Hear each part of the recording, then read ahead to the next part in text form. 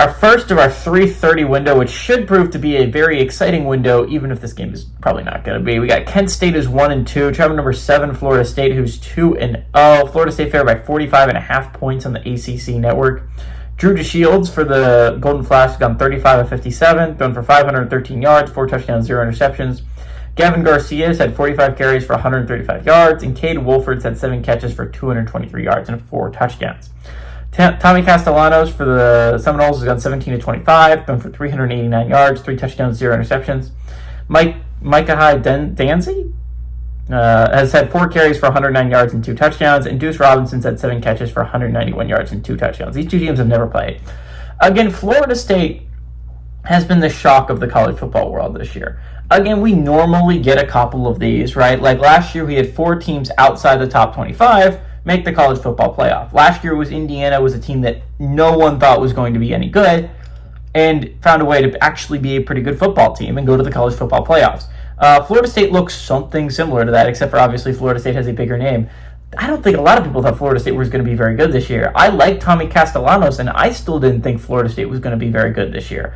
But here we sit, if you're Florida State, the playoff path is laid out in front of you. It is not a very difficult schedule for the Noles, but obviously all of this is just warming up for in a couple weeks when they play Miami at home. And that's going to be a massive game that not only has playoff implications, but it has who goes to the ACC championship implications, right?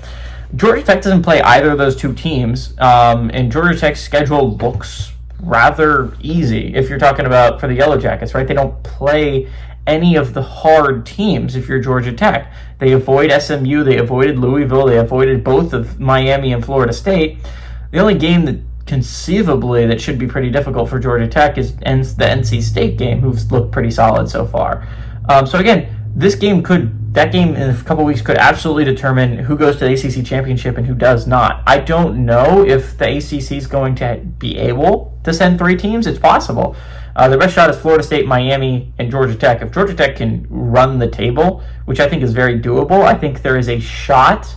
And the only loss that Florida State or Miami has to each other, I think there's a shot the ACC sends 3 this year.